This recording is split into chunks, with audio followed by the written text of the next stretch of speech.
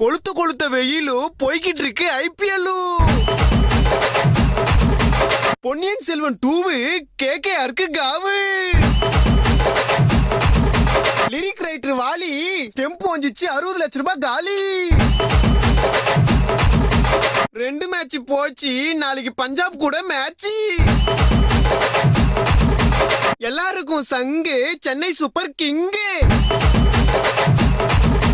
ஏய் இப்பதானே 2 மேட்ச் தோத்தீங்க, அப்போ கூட ஆட மாட்டீங்களா? ஓட்ட வட முறுக்கு பால போய் பொறுக்கு.